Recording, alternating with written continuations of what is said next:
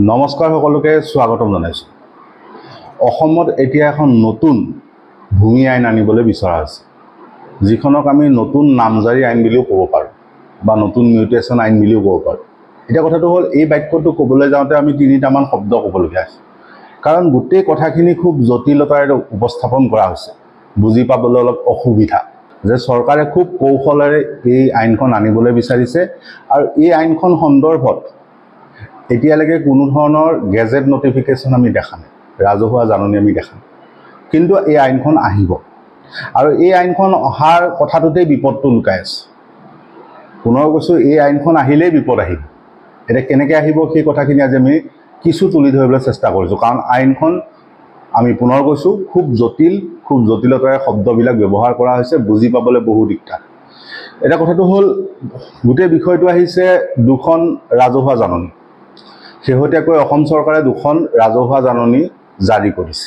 এতিয়া সেই দুইখন ৰাজহুৱা জাননীৰ যিটো অৰ্থ, সেই অৰ্থটো হ'ল যে তেওঁলোকে এখন ভূমি প্ৰশাসন আয়োগ গঠন কৰিছে, যিখনৰ সন্মুখত সাধাৰণ ৰাইজৰ কিছু মতামত বিচাৰিছে। সেই দুইখন জাননীৰ ভিতৰত যিখন প্ৰথম জাননী আছিলে, সেইখন খুব ভুলকৈ লিখা হৈছে, গতিকে সেইখনত একো বুজি পোৱাৰ উপায় নাই। কিন্তু দ্বিতীয়খনৰ এটা কথা গম পোৱা গৈছে যে অসমত এখন ভূমি শাসন আয়োগ বা ভূমি প্ৰশাসন আয়োগ এখন গঠন হ'ল।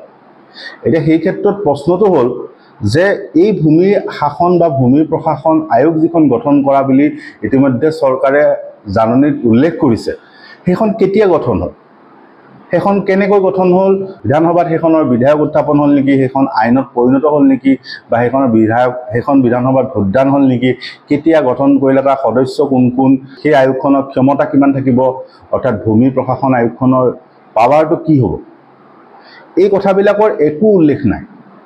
অৰ্থাৎ আমি এটা শব্দত ক'ব পাৰোঁ যে এইখন যে সাংবিধানিকভাৱে কৰিছে তেওঁলোকে, সেইটোৰ আশা কম আছে। কাৰণ সাংবিধানিকভাৱে কৰিলে এটা ছিষ্টেম আছে, এটা ব্যৱস্থা আছে, চৰকাৰীভাৱে এটা ব্যৱস্থা আছে, যে তেওঁলোকে যদি তেনেকুৱা নতুন ধৰণৰ আইন আনিব লাগে, তেতিয়া সেইটোৰ বাবে এখন গেজেট নটিফিকেশ্যন জাৰি কৰিব লাগিব, ৰাজহুৱাকৈ তেওঁলোকে জাননী জাৰি কৰিব লাগিব, বিধানসভাত বিধেয়ক উত্থাপন হ'ব লাগিব, তাৰ বিপৰীতে ভোটদান হ'ব, সেই বিধানসভাত সেই বিধেয়কখন সন্দৰ্ভত ডিবেট হ'ব, আলোচনা হ'ব ইত্যাদি। কিন্তু একো নাই। হঠাৎ আমি গম নোপোৱাকৈ এখন আয়োগ আনিছে, যিখনৰ নাম দিছে ভূমি শাসন বা ভূমি প্ৰশাসন আয়োগ। এতিয়া তাত আটাইতকৈ ৰহস্যজনক কথাটো হ'ল, সততে আপোনালোকে দেখিছে যে মুখ্যমন্ত্ৰী হওক বা চৰকাৰখনৰ বিভিন্ন যি সামাজিক মাধ্যমৰ একাউণ্ট আছে, সেইসমূহত প্ৰতিটো কথা শ্বেয়াৰ কৰা হয়, তেওঁলোকে কৰা প্ৰতিটো কামৰ কথা তেওঁলোকে ৰাজহুৱা কৰে। কিন্তু এইখনৰ কথা ক'তো উল্লেখ নকৰি তেওঁলোকে দুখন জাননী দিছে, জাননী দুখন কৈছে যে ৰাইজে মতামত দিয়ক। এতিয়া সমস্যাটো হ'ল, ৰাইজে কি মতামত দিব, সেই আইনখন আচলতে কি, সেই গোটেই কথাবিলাক ধূসৰ হৈ আছে। তাত সমস্যাটো হ'ল, যিখিনি কৰিবলৈ বিচাৰিছে সেইখিনিও বুজি পোৱাটো বহুত দিগদাৰ। এতিয়া বহুত দিগদাৰ কথাটোত আমি এটা বাক্য কৈছোঁ, তেওঁলোকে এটা বাক্য লিখিছে। সেই বাক্যটো হ'ল যে বিনিয়োগ আৰু মালিকী স্বত্বৰ সুৰক্ষা নিশ্চিত কৰাৰ বাবে একক মালিক নিৰ্ণায়ক শিৰোনাম, এইটো আমি অসমীয়াত কৈছোঁ, to protect investment and ownership, single ownership title suit. এতিয়া এই শব্দটোৰ অৰ্থ কি, এই বাক্যটোৰ অৰ্থ কি, এই কথাটো বুজি পোৱাৰ কোনো উপায় নাই। আমি যে এই বাক্যটো ক'লোঁ, এইটোৰ সাংবিধানিক ব্যাখ্যা কি বা এইটো আইনী ব্যাখ্যা কি, একো নাই। কিন্তু যেতিয়া এই কথাটো আমি বিচাৰি চাইছিলোঁ, তেতিয়া আমি ইতিমধ্যে বিচাৰি পাইছোঁ যে যেতিয়া ব্ৰিটিছৰ সাম্ৰাজ্য আছিলে, এসময়ত ব্ৰিটিছৰ বেলিবাৰ নোযোৱা এখন সাম্ৰাজ্য আছিল, সেই সাম্ৰাজ্যখনৰ অধীনত আছিল অষ্ট্ৰেলিয়া।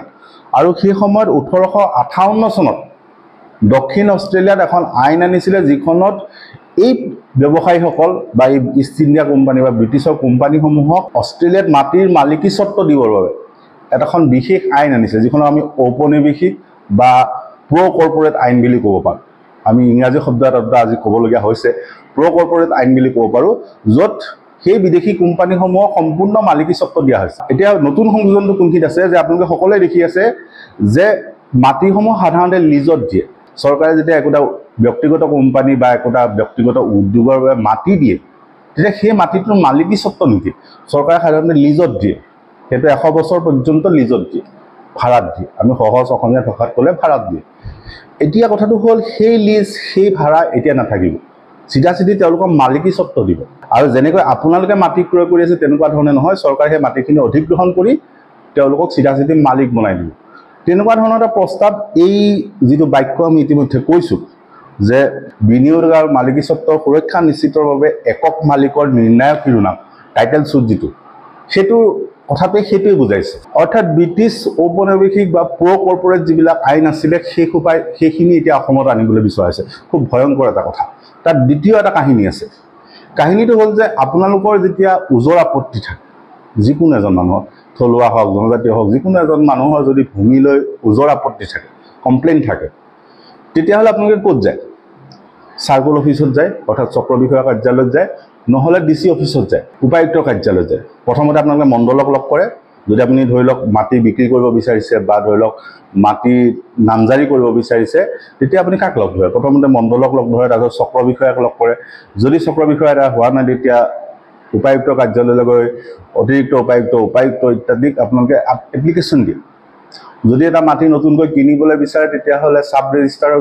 জৰিয়তে বা উপপঞ্জীয়কৰ জৰিয়তে আজিকালি পঞ্জীয়নৰ ব্যৱস্থা কৰা হৈছে এতিয়া কথাটো হ'ল সেই ক্ষেত্ৰত অসমত কেইবাটা বিভাগ আছে প্ৰথমটো হ'ল জিলা উপায়ুক্ত তাৰপিছত এতিয়া নতুনকৈ সৃষ্টি কৰিলে সমজিলা তাৰপিছত আছে চাৰ্কুল অফিচাৰ অৰ্থাৎ চক্ৰ বিষয়া কাৰ্যালয় ৰাজহ বিভাগ অৰ্থাৎ ৰেভিনিউ ডিপাৰ্টমেণ্ট সীমাধিপতি কাৰ্যালয় এনেকৈ অসমত এটা চিৰিয়েলি ছিষ্টেম আছে যিটোৰ অধীনত আপোনালোকে ধাপে ধাপে আবেদন দিব পাৰে যিটো ৰাইজে সাধাৰণতে কৰি আছে সেই গোটেই অফিচবিলাক যদি ক্ষমতাহীন কৰি দিয়া যায় তেতিয়া কি হ'ব কথাটো শুনি আপুনি অকণমান আচৰিত পাব যে য'ত সেই চক্ৰ বিষয়াজন সেই জিলা উপায়ুক্তজন সেই মণ্ডলজন বা সেই অতিৰিক্ত উপায়ুক্তজন বা ৰাজহ বিভাগৰ বিষয়াজনৰ যদি একেবাৰে ক্ষমতা নাইকিয়া কৰি দিয়া যায় তেতিয়া কি হ'ব তেতিয়া ৰাইজ কাৰ ওচৰলৈ যাব সেই ধৰণৰ এটা ব্যৱস্থা কৰিবলৈ বিচাৰিছে আৰু সেইটোৱেই সহজ ভাষাত নামটো হ'ল ভূমি শাসন আয়োগ তাৰমানে কি কৰিছে যে এই গোটেই যিমান বিভাগ আছে এই সকলোৰে ওপৰত এটা নতুন আয়োগ সৃষ্টি কৰিলে যিখনৰ নাম দিছে ভূমি শাসন আয়োগ এতিয়া সেই আয়োগখনেহে সিদ্ধান্ত ল'ব যে ভূমিৰ ক্ষেত্ৰত কি কাম কৰিব পৰা যাব বা ভূমিৰ ক্ষেত্ৰত অধিকাৰ কেনেকৈ দিব বা ভূমিৰ ক্ষেত্ৰত কি হ'ব কথাটোত মন কৰিবলগীয়া কিছু কথা আছে যে সেই আয়োগখন গঠন কৰি এই গোটেই যিসমূহ কাৰ্যালয় আছিল এই কাৰ্যালয়সমূহ ক্ষমতাহীন কৰিবলৈ বিচৰা আছে এটা কথাটো হ'ল সেইজন মুখ্যমন্ত্ৰীয়ে আজি কিছু মাহৰ পূৰ্বে সমজিলা গঠন কৰিছিল এবছৰমান পূৰ্বে সমজিলা গঠন কৈছিল যে জিলাসমূহৰ বিকাশৰ বাবে মহকুমাসমূহৰ বিকাশৰ বাবে তেওঁ সমজিলা গঠন কৰিছে এতিয়া সমজিলা কোনো তাত ক্ষমতাই নাথাকিব ক্ষমতা কাৰ হাতত থাকিব ভূমি শাসন আয়োগৰ বা ভূমি প্ৰশাসন আয়োগৰ এতিয়া সমস্যাটো হ'ল যে ভূমি প্ৰশাসন আয়োগৰ যিটো ক্ষমতা এইটো সীমাটো ক'ত আছে পৰিসীমাটো ক'ত আছে ধৰি লওক আপোনাৰ ঘৰৰ এটা সীমা আছে কিন্তু এই ভূমি প্ৰশাসন আয়োগখনৰ সীমাটো কি ক্ষমতাৰ সীমাটো ক'লৈকে থাকিব সেইটো কোনো স্পষ্ট উল্লেখ নাই কেৱল কৈছে যে এখন আয়োগ গঠন কৰা হৈছে সেই আয়োগখন ক'ৰ পৰা আহিছে বুলি ক'লে এটা বিশেষ কাম কৰা হৈছে শেহতীয়াকৈ যে কেন্দ্ৰীয় চৰকাৰৰ এখন বিশেষ বৈঠক হৈছিল মোদীৰ নেতৃত্বত য'ত ইজ অফ ডুইঙৰ কাৰণে ভাৰতবৰ্ষৰ ব্যৱস্থা ল'ব বুলি কৈছে এতিয়া ইজ অফ ডুইং কি বস্তু বুলি ক'লে যে ব্যৱসায়িক গোষ্ঠী পুঁজিপতি গোষ্ঠী বা কোম্পানী বা উদ্যোগপতিৰ স্বাৰ্থত যাতে তেওঁলোকে সহজে ব্যৱসায় কৰিব পাৰে তাৰ বাবে সকলো ৰাস্তা মুকলি কৰিবলৈ এই বৈঠকখনত নিৰ্দেশ দিছে এতিয়া সকলো ৰাস্তা মুকলি কৰা মানে ভূমি অধিগ্ৰহণ প্ৰয়োজনীয় ফাইনেন্স ঋণ বিদ্যুতৰ সংযোগ ৰাস্তাৰ সংযোগ ইত্যাদি সকলো ক্ষেত্ৰত সুবিধা কৰি দিবলৈ কেন্দ্ৰীয় চৰকাৰ ৰাজ্য চৰকাৰসমূহক নিৰ্দেশ দিছে এতিয়া সেই ক্ষেত্ৰত 2019 চনত ভাৰতবৰ্ষৰ যিখন নীতি আয়োগ আছে সেই নীতি আয়োগে এই ভূমি যিখন নতুন আইন আনিব বিচাৰি আছে সেইখনৰ ৰূপৰেখাটো বা সেইখনৰ মডেলটো তৈয়াৰ কৰিছে তাৰ অধীনতে অসম চৰকাৰে ভূমি প্ৰশাসন আয়োগখন আনিবলৈ বিচাৰিছে এটা কথা হ'ল সেইখনত যিখিনি ক্ষমতা তেওঁলোকক আমি বুজি পোৱা মতে বা উল্লেখ থকা মতে দি দিলে সেইখিনি খুব ভয়ংকৰ যে সেই ভূমি প্ৰশাসন আয়োগ বা ভূমি শাসন আয়োগখনক ভূমি অধিগ্ৰহণৰ ক্ষমতা দিছে দেখি আছে যে কুকুৰাঝাৰৰ পৰ্বতজোৰাত আদানীক মাটি দিবলৈ বিচাৰিছে ভূমি অধিগ্ৰহণ চৰকাৰে কৰিব বিচাৰিছে তাত কোন গৈছে তাত সেই প্ৰশাসনৰ আৰক্ষী গৈছে আৰু জিলা বা ৰাজহ চক্ৰ বিষয়া গৈছে এতিয়া সেই বিষয়াসমূহ নাথাকিব ইয়াত চিধা কৈছে যে সেই ভূমি আয়োগখনৰ হাতত সেই ভূমি অধিগ্ৰহণৰ ক্ষমতা থাকিব এতিয়া কি থাকিব যে তেওঁলোকে য'তে মন যাব যেনেকৈ মন যাব অসমৰ যিকোনো স্থানত তেওঁলোকে ভূমি অধিগ্ৰহণ কৰি মাটিখিনি কোম্পানীক দি দিব পাৰিব যদি আমি একেবাৰে সহজ ভাষাত কওঁ এতিয়া কথাটো তাত সমস্যাটো এইখিনি আছে যে সেই কথাটো উল্লেখ আছে যে ভূমি অধিগ্ৰহণৰ ক্ষেত্ৰত এই আয়োগখনৰ ক্ষমতা থাকিব কিন্তু কথা হ'ল ভূমি অধিগ্ৰহণ এইটো কেনেকৈ হ'ব যে ৰাইজৰ পৰা যদি মাটিখিনি লয় তেতিয়া কেনেকৈ ল'ব কাৰণ এটা প্ৰচিডিঅ'ৰ থাকে এটা প্ৰক্ৰিয়া থাকে যেনেকৈ এতিয়া মাটিখিনি অধিগ্ৰহণ কৰিব যাওঁতে আপোনালোকে দেখিছে বৰদুৱাৰত তেওঁলোকে ড্ৰোন উৰাইছে, জোখ মাখ কৰিছে, হিচাপ নিকাচ কৰিছে, পৰ্বত যোৱাটো তেনেকৈ হিচাপ নিকাচ কৰিছে, ফিটা মাৰি হিচাপ নিকাচ কৰিছে, ৰাইজক তেনেকৈ জনাইছে। এতিয়া সেই যিটো প্ৰক্ৰিয়া, সেই প্ৰক্ৰিয়াটো কিন্তু ইয়াত এই আইনখনত উল্লেখ নাই। অৰ্থাৎ যিটো তেওঁলোকে অধিগ্ৰহণ বুলি ক'লে, ভূমি অধিগ্ৰহণ বুলি ক'লে, একুৱায়াৰ বুলি ক'লে, লেণ্ড একুৱায়াৰ বুলি যিটো শব্দ তেওঁলোকে ব্যৱহাৰ কৰিছে, এতিয়া লেণ্ড একুৱায়াৰ মানে কি, সেই কথাটো এই আইনখনত উল্লেখ নাই। এতিয়া কথাটো হ'ল, ইয়াত দ্বিতীয় ভয়ংকৰ কথাটো হ'ল স্থাৱৰ আৰু অস্থাৱৰ। আমি অসমীয়াত যিটো কওঁ স্থাৱৰ আৰু অস্থাৱৰ, যিমান সম্পত্তি অসমৰ ভিতৰত থাকিব গোটেইখিনি কৰ্তৃত্ব আৰু বিক্ৰী কৰাৰ ক্ষমতা ভূমি প্ৰশাসন আয়োগক দিছে। মানে কথাটো এনেকুৱা যে আপুনি যদি ক'ৰবাত মাটি এটুকুৰা কিনেও, তেতিয়াহ'লে আপুনি অনুমতিটো সেই ভূমি শাসন আয়োগৰ পৰা ল'ব লাগিব, বা মাটি টুকুৰা যদি বিক্ৰী কৰিব লাগে তেতিয়া ভূমি প্ৰশাসন আয়োগৰ পৰা ল'ব লাগিব। এতিয়া কথাটো হ'ল তাত সমস্যাটো কোনখিনি আছে? সমস্যাটো আছে যে গোটেইখিনিৰ যিটো কৰ্তৃত্ব সেইটো আয়োগক দি দিছে। তাৰমানে যিজন ৰাজহ চক্ৰ বিষয়া আছিল, যিজন সমজিলা আয়ুক্ত আছিল বা যিজন জিলা উপায়ুক্ত আছিল, তেওঁলোকৰ তাত কোনো হাত নাথাকিব, কোনো ক্ষমতা নাথাকিব, মণ্ডলৰো কোনো ক্ষমতা নাথাকিব। তাত গুৰুত্বপূৰ্ণ কথাটো হ'ল যে এই যে তেওঁলোকে ক'লে কৰ্তৃত্ব আৰু বিক্ৰী, যিটো ইংৰাজী লিখিছে হোল্ড এণ্ড ডিছপ'জ, সেই শব্দটোৰ অৰ্থ কি? যে আপুনি যদি যিকোনো এখন ভাৰতবৰ্ষৰ আইন মেলি চায় তেতিয়াহ'লে প্ৰতিটো শব্দৰ সংজ্ঞা থাকে। যেনেকৈ চিটিজেন মানেনো কি সেইটো স্পষ্টভাৱে তাত লিখা আছে। কিন্তু কথাটো হ'ল এই যিটো শব্দ হোল্ড এণ্ড ডিছপ'জ মানে কৰ্তৃত্ব আৰু বিক্ৰী, সেইটো অৰ্থটো কি সেইটো তাত উল্লেখ নাই। ভূমিৰ ক্ষেত্ৰত যদি কিবা চুক্তি হয়, যেনে লিজ এগ্ৰিমেণ্ট, যেনে ভাড়াত দিয়া, ৰেণ্টত দিয়া ইত্যাদি যদি হয়, তেতিয়াহ'লে তাৰো ক্ষমতাটো এই আয়োগক দিয়া আছে। তাৰমানে সেই ক্ষেত্ৰতো আপুনি আয়োগৰ পৰা অনুমতি ল'ব লাগিব। এতিয়া সমস্যাটো হ'ল যে এই ভূমি চুক্তি শব্দ যিটো তেওঁ ব্যৱহাৰ কৰিছে, যিটো সেই আইনখনত লিখা আছে বা প্ৰস্তাৱিত আইনখনত আনিব, লেণ্ড এগ্ৰিমেণ্ট বা লেণ্ড কণ্ট্ৰেক্ট। এতিয়া লেণ্ড কণ্ট্ৰেক্ট মানে কি সেই কথাটো আইনখনত উল্লেখ নাই ভয়ংকৰভাৱে। এতিয়া কথাটো হ'ল আপোনালোকে নিজে দেখিছে যে য'ত ভূমি অধিগ্ৰহণ কৰিবলৈ বিচৰা হৈছে, যিকোনো এটা অঞ্চলত যদি ভূমি অধিগ্ৰহণ কৰিব বিচাৰে, ধৰি লওক আমি ৰাভা হাছঙৰ বৰদোৱা অঞ্চলত ছেটেলাইট টাউনশ্বিপৰ বাবে ভূমি অধিগ্ৰহণ কৰিবলৈ বিচাৰিছে। এতিয়া সেই ক্ষেত্ৰত এটা প্ৰচিডিঅ'ৰ আছে। বৰাবিলত যেনেকৈ এতিয়া লজিষ্টিক পাৰ্ক নিৰ্মাণ কৰিব যাওঁতে চৰকাৰে এটা প্ৰচিডিঅ'ৰ ফ'ল' কৰিছে, এটা প্ৰক্ৰিয়া ফ'ল' কৰিছে, যে একোখন ৰাজহুৱা জাননী প্ৰকাশ কৰিছে, কৰি পেলাই কৈছে যে এইখিনি মাটি আমি দিবলৈ বিচাৰিছোঁ, কাৰোবাৰ আপত্তি থাকিলে আপোনালোকে জনাওক। এতিয়া আপোনালোকে তাৰ অধীনত চক্ৰ বিষয়া, উপায়ুক্ত কাৰ্যালয় আপোনালোকে ওজৰ আপত্তি দিছে, তাৰ অধীনত ৰাজহুৱা শুনানি হৈছে।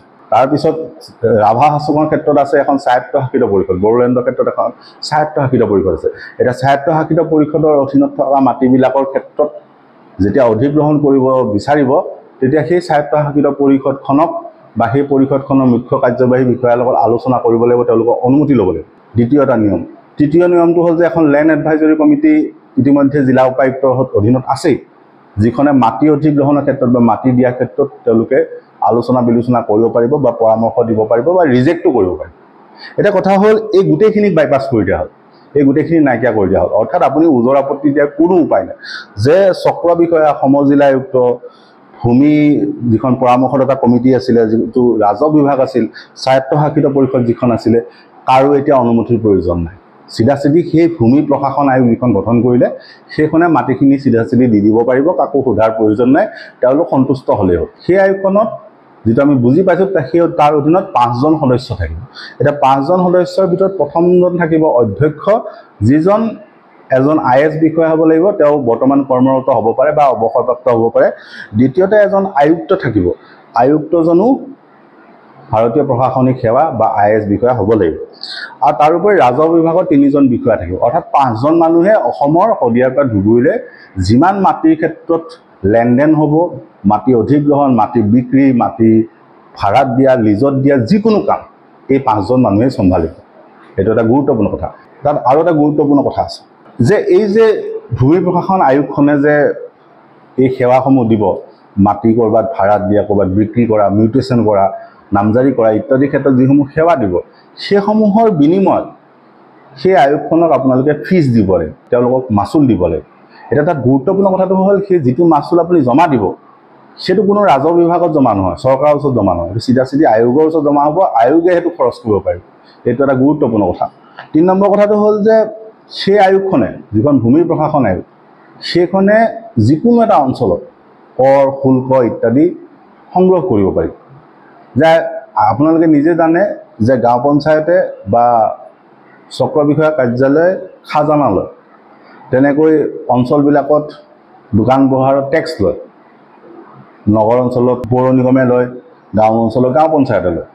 এতিয়া সকলোকে নাইকিয়া কৰি এতিয়া চিধাচিধি সেই টেক্স আৰু শুল্ক ল'ব এই আয়োগখনে, আৰু আয়োগখনে শুল্ক লোৱাৰ পাছত যিখিনি তেওঁলোকক প্ৰয়োজন টকা সেইখিনি ৰাখি বাকীখিনিহে চৰকাৰক জমা দিব। এইটো এটা হ'ল গছত গৈ উঠা অসাংবিধানিক কথা। যে আপোনালোকে নিজে জানে চৰকাৰীভাৱে যদি কিবা ধন সংগ্ৰহ কৰা হয়, টেক্স হওক, ফাইন হওক বা শুল্ক হওক, তেতিয়া সেইটো প্ৰথমতে চৰকাৰী ঘৰত জমা হয়, তাৰ পিছত খৰচখিনি বাজেটত ধৰি দিয়াৰ কথাটো আছিলে। এতিয়া সাংবিধানিক সেই কথাখিনি নাইকিয়া কৰি এতিয়া কৈছে যে নহয়, তেওঁলোকেই সংগ্ৰহ কৰিব, এই আয়োগে সংগ্ৰহ কৰিব, আৰু তেওঁলোকৰ যিখিনি খৰচ হ'ব সেইখিনি তেওঁলোকে ৰাখি বাকীখিনি চৰকাৰক জমা দিলেই হ'ব। এই ক্ষেত্ৰত আমি আৰু কিছু বিস্তৃত প্ৰতিবেদন পৰৱৰ্তী খণ্ডত ৰাজহুৱা কৰিবলৈ চেষ্টা কৰিম। ধন্যবাদ।